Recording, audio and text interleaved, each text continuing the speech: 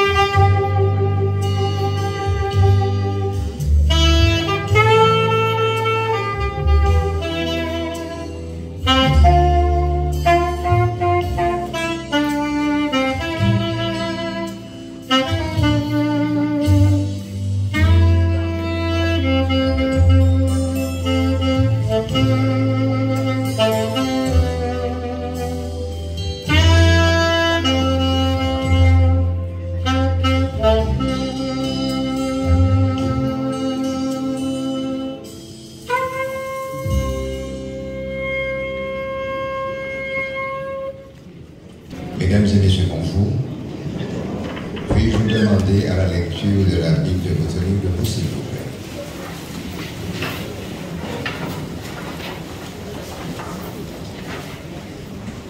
Et j'entendis du ciel une voix qui disait, écris, heureux dès à présent les morts qui meurent dans le Seigneur. Oui, dit l'Esprit, afin qu'ils se reposent de leurs travaux, car les œuvres les suivent. Inclinons-nous, nous allons prier. Père Céleste, nous voulions te remercier de nous permettre d'assister le départ de notre frère, ami, collègue, compagnon de route. Certainement, c'est un manque. C'est un manque dans une famille. Accorde à cette famille, Père Céleste, le don, la possibilité de se refaire, de trouver le réconfort en toi. Et nous qui sommes là, nous te remercions de cette piqûre de rappel que tu nous donnes brusquement, parce que à l'âge où on est parti, nous devons réfléchir à ce que nous devons faire pour être de ton côté. Merci infiniment pour tout ceci.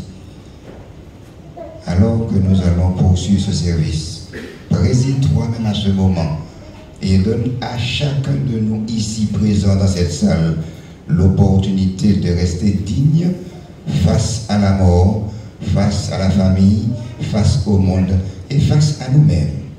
Garde-nous de ta paix et de ta grâce. Nous t'en prions au nom de Jésus pour ta gloire.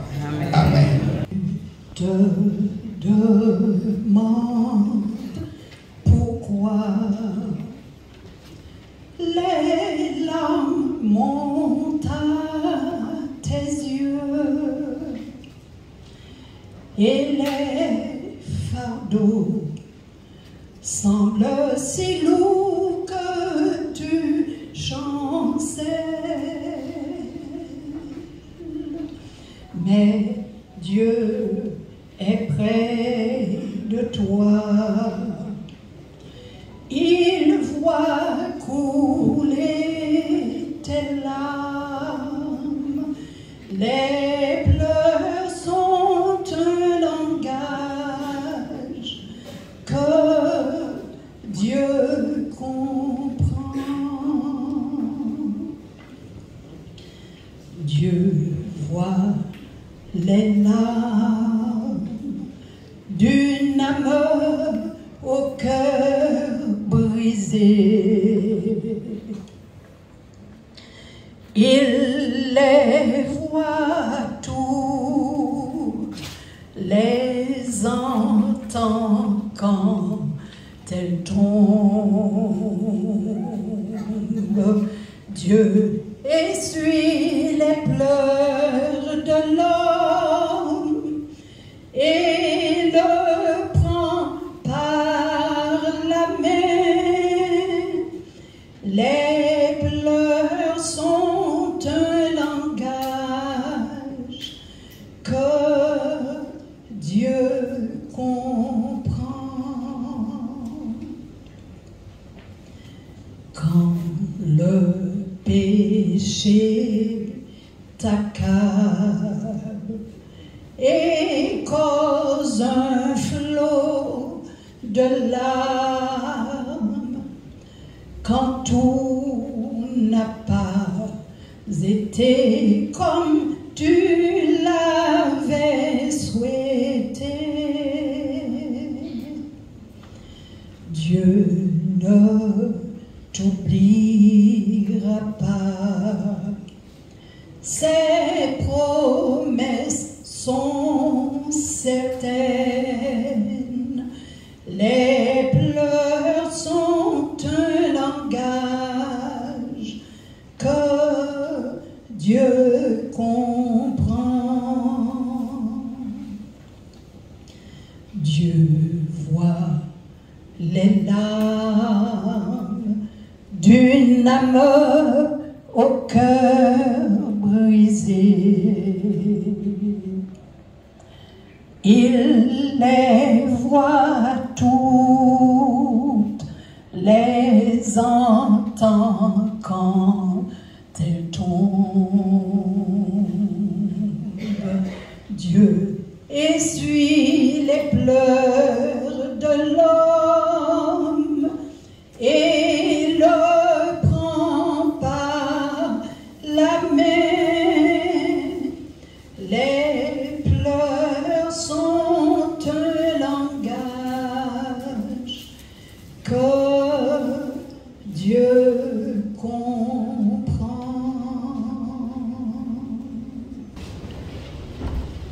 Je suis triste,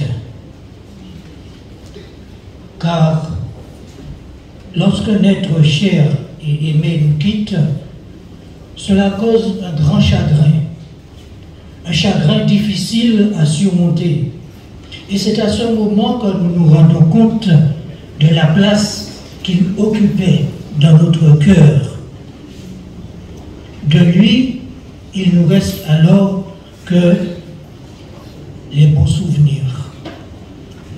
Il peut s'agir d'une mère, d'un père, d'une sœur ou d'un frère, comme c'est le cas aujourd'hui.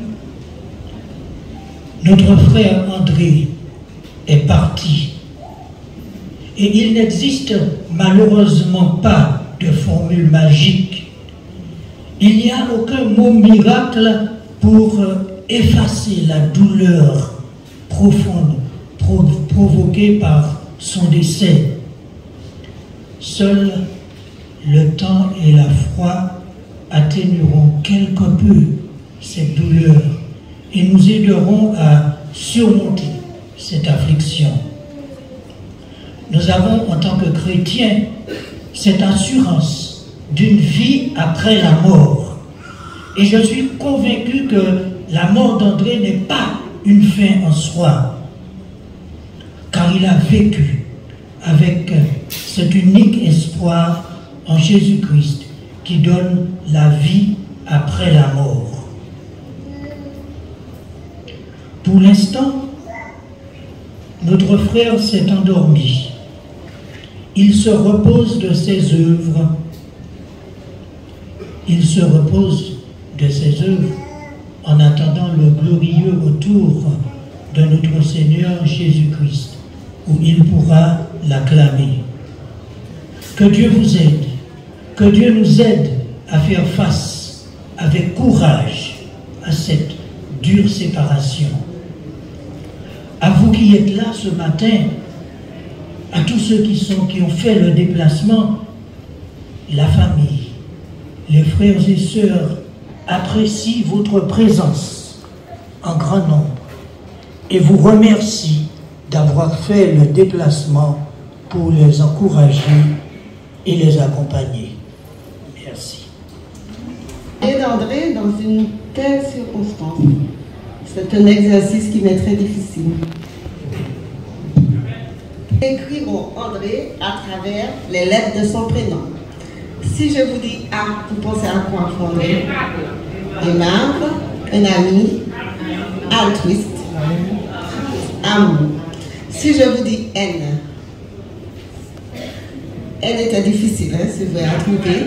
Il est naturel, très bien, noble, non violent, c'est vrai. Si je vous dis D, très bien, disponible, discret, surtout discret. Si je vous dis R, rassurant, respectueux, réfléchi, réservé, très bien. Si je vous dis E,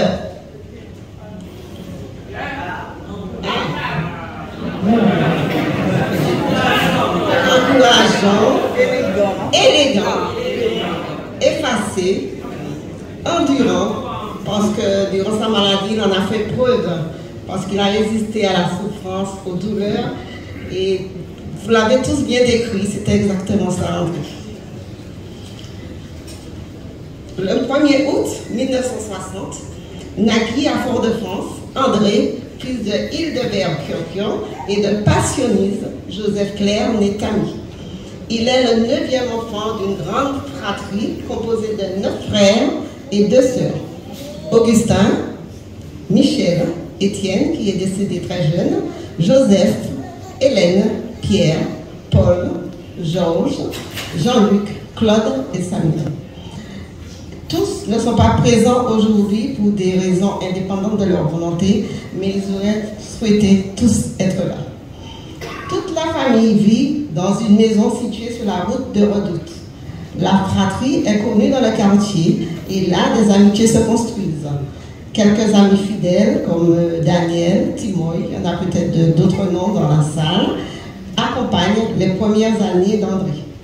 Très tôt, il se distingue par un intérêt notoire pour le beau, en général l'esthétique, l'original. Il était élégant, mais jamais avec le costume cravate. Qui l'a vu déjà en costume cravate? Ça, c'était André. Il aimait la poésie. Ses talents d'écrivain s'affirment à travers de nombreux textes poétiques. Vraisemblablement, il en a écrit plus d'une centaine. Infatigable découvreur, passionné d'histoire patrimoniale, piqué par la tarentule de l'écriture, il a écrit 4 ouvrages, donc 2 sur l'histoire de l'Aïole, 1 sur l'arrivée du protestantisme à la Martinique, et le tout dernier, Très chère et vulnérable pensée, un recueil de poèmes à partir de textes rédigés bien des années auparavant, plus de 40 ans a-t-il dit. La date de parution de ce livre, c'était en juillet 2022, donc vous avez bien compris qu'il était déjà malade. Parallèlement, sa vie professionnelle débute avec ses premiers pas en tant qu'agent culturel puis technicien audiovisuel au CERNAC. Là, il noue des liens professionnels et amicaux solides, fonde avec quelques collègues un collectif de création audiovisuelle. Fort de ses expériences croisées, il intègre le média télévisé RFO Martinique, actuellement Martinique la Première. Et là, en tant que journaliste reporter d'images, il parcourt une partie du monde afin de ramener des images époustouflantes. Ses collègues et amis de longue date, je nomme Laurent Eugénie, Eddie Belle-Rose et Anne Livory, pour ne citer que, en connaissent un rayon. Bien sûr, il y en a bien d'autres. J'en ai aperçu quelques-uns, mais nous ne pouvons pas tous les citer. Sans crier gare, la maladie s'invite, elle s'installe. L'activité professionnelle, déjà à l'arrêt, se poursuit par un départ à la retraite au mois d'août 2022. Mais hélas, la maladie finit par avoir raison de vie, l'entraînant inévitablement vers l'amour. Nous sommes abattus par cette immense perte, mais sachons que Dieu restaure les cœurs brisés. Il relèvera chacun de nous, il l'a promis. J'aime les paroles réconfortantes de ce verset, le psaume 46 au verset 1er. Ce sont des paroles très encourageantes. Et ceux qui connaissent voudront bien le dire avec moi. Dieu est pour nous un secours qui ne manque. Nous pouvons le répéter à nouveau. Dieu est pour nous un refuge et un appui, un secours qui ne manque jamais. Croyons-le vraiment. Ce sont des paroles qui sont véridiques. Donc je dis courage à ses frères et sœurs, courage à sa famille de cœur, courage à ses collègues, courage à nous, ses amis qui l'assistons. Merci. Je ne suis nullement surpris de cette folie innombrable ici, à une heure, à un moment inhabituel, pour apporter un témoignage vibrant à André, entourer et assurer sa famille d'un soutien indéfectible. André, il est parti comme il a vécu, sobrement, avec beaucoup de retenue. Figurez-vous, une quinzaine de jours maximum avant qu'il ne parte, j'étais avec lui. il ne m'a jamais dit, je pense qu'il a dit à ses parents de ne jamais dire à Laurent qu'il était au plus mal. C'est après que j'ai compris qu'il était en train de franchir la dernière ligne droite. Sa biographie a été citée par Mirette. Je retiendrai une chose, c'est que ce jeune homme d'un peu plus de 20 ans, arrivé un dimanche matin à RFO, nous étions à Clairière à l'époque, m'a été, selon les dires de son rédacteur en chef,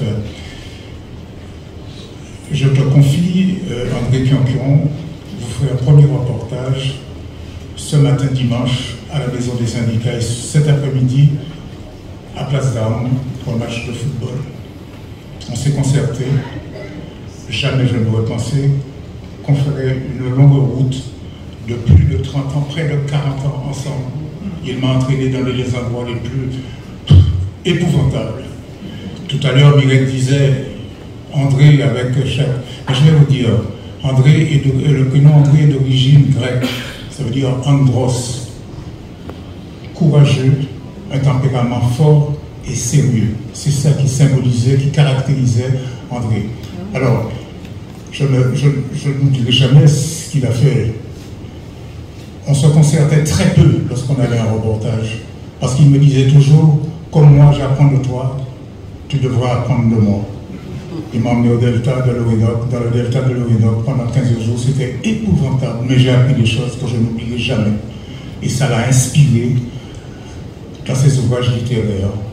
André, c'était un mordu de cyclisme, de tous les sports, de cyclisme et surtout d'éole. Et un peu grâce à lui, les éoles connaissent l'essor qu'elles connaissent depuis quelques mois, depuis quelques temps. Alors je voudrais dire, cet hommage c'est pour André, c'est pour sa famille, cette grande fratrie qui a vécu sur les hauteurs de Fort-de-France. Et je vous assure que ce n'est pas l'endroit le plus facile parce qu'il y a une rigueur dont on doit faire preuve pour garder la ligne droite. On se rejoint un peu parce que moi j'ai été élevé dans la rigueur de l'éducation de plantation au François à l'habitation Grand Fond. Et c'est pourquoi je pense qu'on se rejoignait régulièrement. André est parti sur la pointe des pieds. J'ai été bouleversé. Mais je tiens à dire qu'à cet hommage, je vais associer Julie, sa compagne, à laquelle je ne peux dissocier Amandine, la fille de cœur d'André, qui aurait pu être sa fille. Le petit Quentin, dans la même année, c'est le moyen Quentin, le fils d'Amandine, qui a été très éprouvé par la disparition d'André. Et puis celle qu'on n'a pas nommée, Charlotte. Mais oui, Charlotte. Qui c'est Charlotte?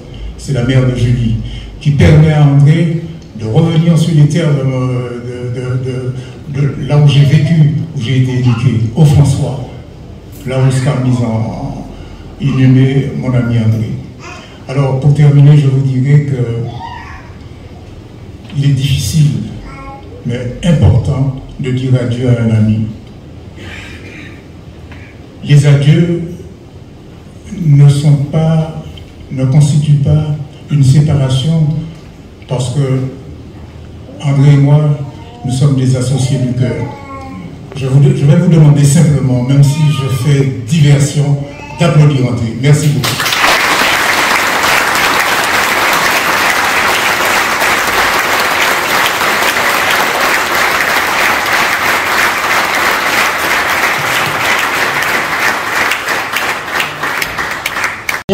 Il embrasse la foi adventiste. Il était très investi à l'église au niveau de la sonorisation. D'ailleurs, il en était le responsable durant plusieurs années. Je ne vous surprendrai pas quand je vous dis qu'il recherchait toujours la qualité. La même perfection au travail, il la voulait également à l'église et a fait preuve de beaucoup de générosité. Il a partagé son savoir-faire à tous ceux qui ont collaboré avec lui. Il animait les moments d'études à l'église avec autant de passion que pour l'histoire et la culture de son pays. Je dirais, de ceux qui l'auront côtoyé au fil du temps, tous s'accordent à dire qu'il était un passionné au travail comme dans la vie en général et surtout un homme d'une grande discrétion. Pince sans rire pour certains, fidèle ami pour d'autres, curieux des mots, de leur sens, de la langue, des images et des sons. C'est cette conjugaison qui caractérise le mieux sa personnalité, en témoigne la dimension éclectique de ses recherches. Nous garderons le souvenir d'un homme debout qui répétait inlassablement « ça va aller » ou encore « Tchembe ». Oui, Tchembe, c'est ça qui était nos poufets. Aujourd'hui, il dort le sommeil de l'amour dans la glorieuse espérance du retour de notre Sauveur. Je te donne tout, mon trésor, ma rédemption, mon réconfort, ma passion, je te donne tout. Je te donne tout. Je ne peux vivre sans toi. Oh, je veux rester dans tes bras. Je te donne tout.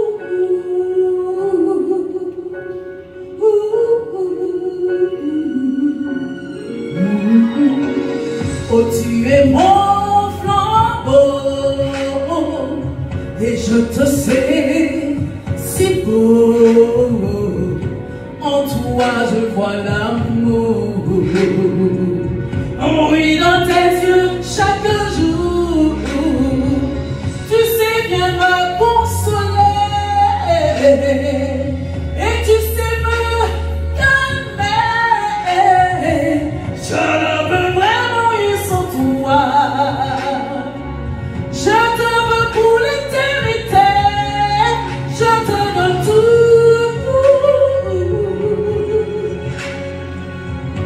Je te donne tout.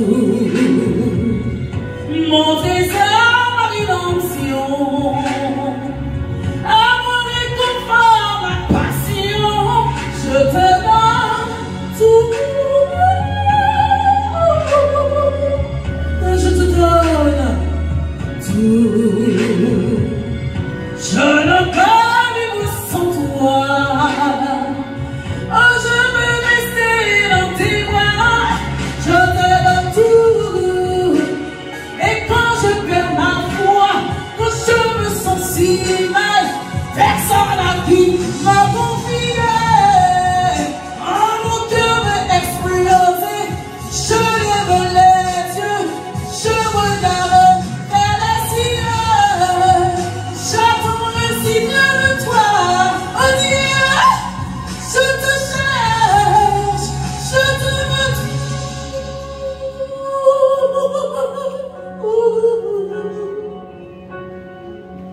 Je te donne tout. Mon trésor, ma rédemption, oh mon réconfort, ma passion. Je te donne tout. Je te donne, je te donne, je te donne tout. Je ne peux vivre sans toi. Oh, je veux rester dans tes bras. Je te donne tout.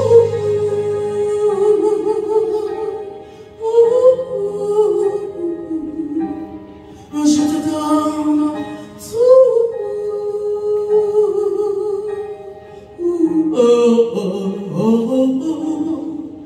Je te donne tout. Ne cherchez pas en arrière, ni ici, ni là, ni dans les vestiges matériels qui vous sont naturellement chers. Il n'est plus là. Il ne vous attend plus là. C'est en avant qu'il faut le chercher, dans la construction de votre vie renouvelée.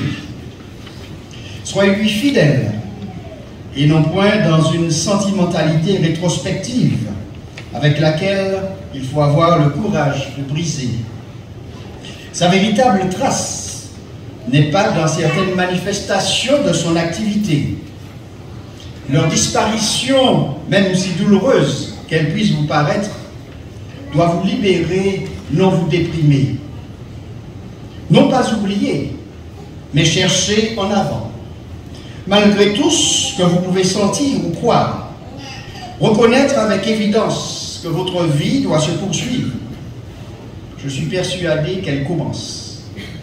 Décidez-vous seulement à ne plus vivre dans le passé, ce qui ne veut pas dire que vous oubliez celui-ci, mais seulement que votre manière, la vraie, de lui être fidèle, doit consister à construire en avant, c'est-à-dire être digne de lui.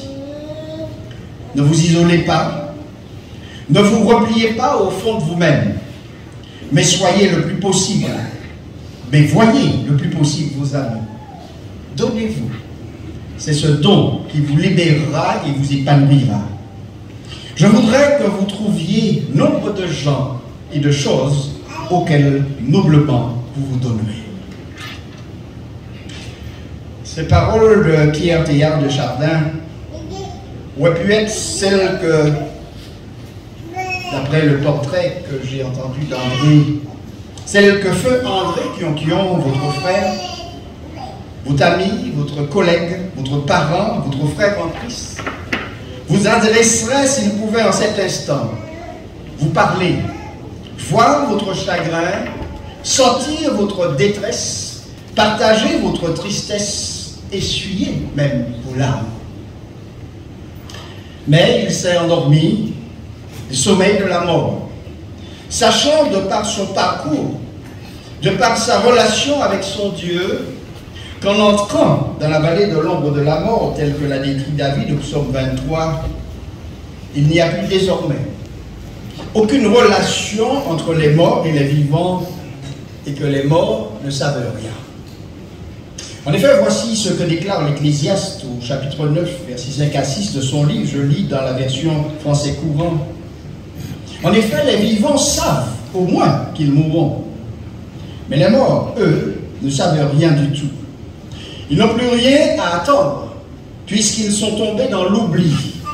Leur amour, leur haine, leur jalousie sont mortes avec eux, et ils ne participeront plus jamais à tout ce qui arrive ici-bas. André Kionkion, qui connaissait ces paroles, écrivait dans son dernier ouvrage, mentionné il y a un instant, titré « Très chère et vulnérable pensée », ceci, que l'on trouvait sur le site de la FNAC. L'homme naît avec un vide qu'il ne peut remplir lui-même, mystère que notre très chère et vulnérable pensée cherche à combler vainement. Si l'homme pouvait penser qu'il n'est pas seulement neuronal, composé uniquement de chair, mais qu'il est aussi fils du Dieu créateur, révélateur de l'Esprit suprême, l'homme serait sérénité. Notre très chère et vulnérable pensée s'entête à s'abreuver de satisfaire ce vide mystérieux par de nouvelles lumières naissant des universités, des réseaux sociaux.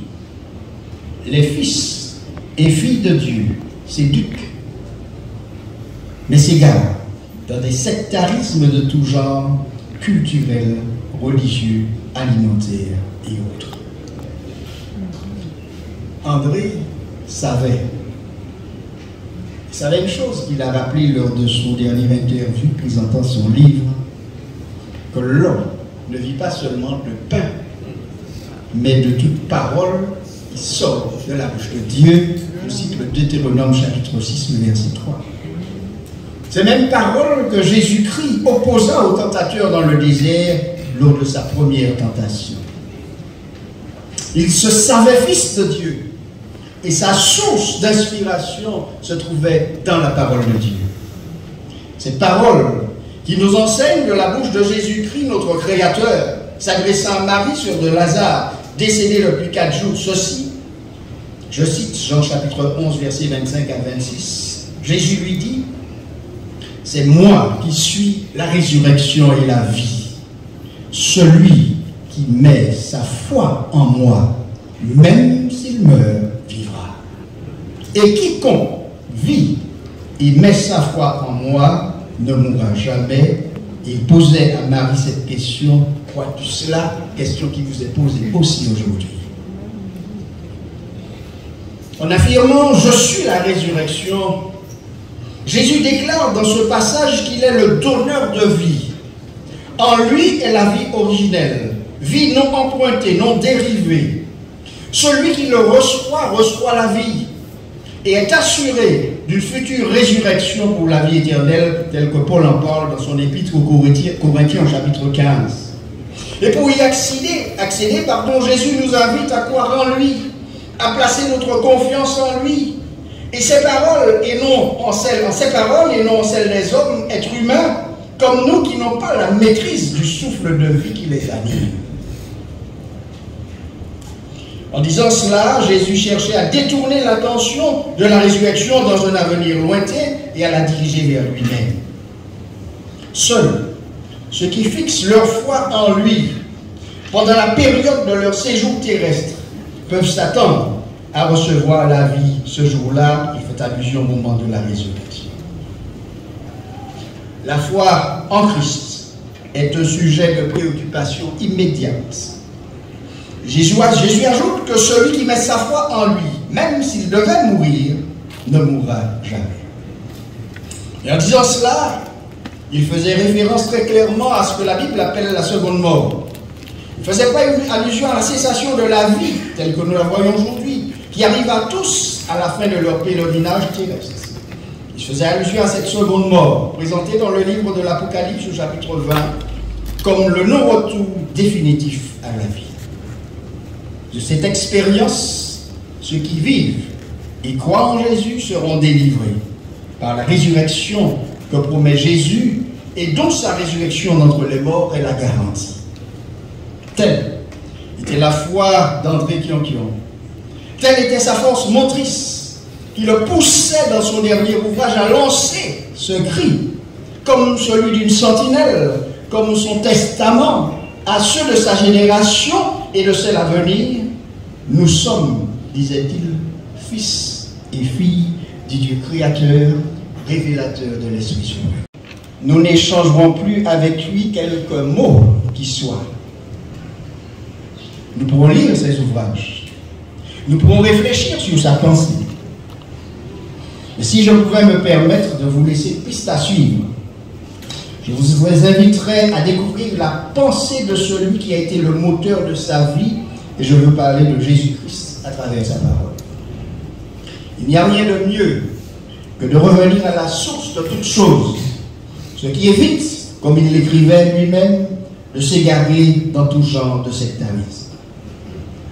À vous, ses frères et sœurs, à vous, ses neveux et nièces, à vous, Julie, à vous, ses parents, à vous, ses amis, à vous, ses collègues, à vous qui l'avez aimé et apprécié, je veux dire, ne vivez pas dans son passé, mais construisez en avant, dans la direction de l'Esprit, sous la direction de l'Esprit, de celui qui seul a entre ses mains notre souffle de vie, j'ai cité Jésus-Christ, notre Dieu créateur. Amen.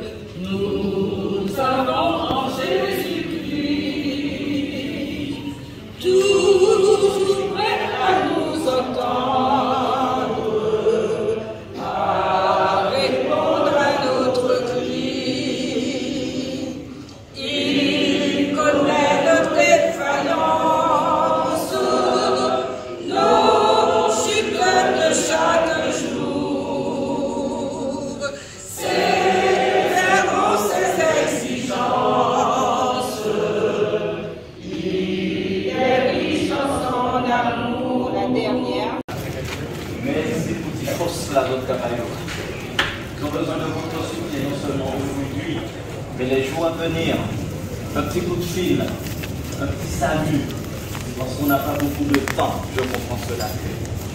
Nous allons saluer la mémoire d'un ami, quand il vous donnait son amitié, il était présent jour et nuit. Il avait à deux Il n'avait pas dur de l'aveu. C'est un travailleur combatif. Parce que les frères qui sont là, ils l'ont soutenu parce qu'il avait de très bons amis qu'il a mentionnés parmi ses collègues. Je pense qu'ils pourront confirmer tout ce qui est. Maintenant, mesdames, messieurs, nous allons organiser un petit cortège pour sortir. Nous aurons besoin de 12 personnes pour les gerbes.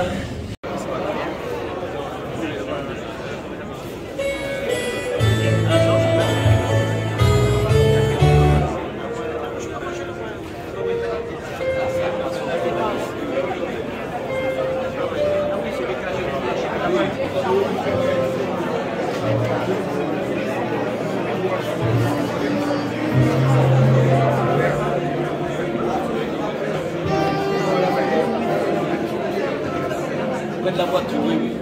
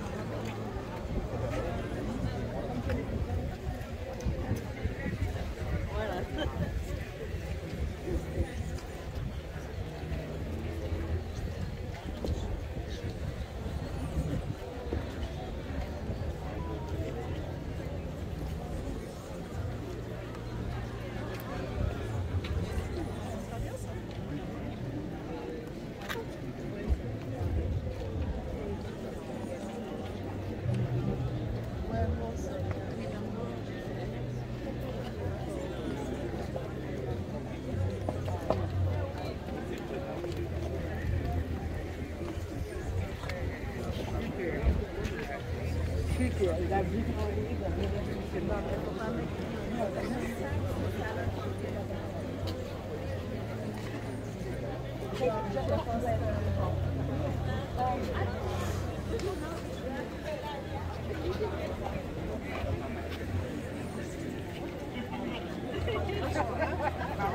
Obrigada.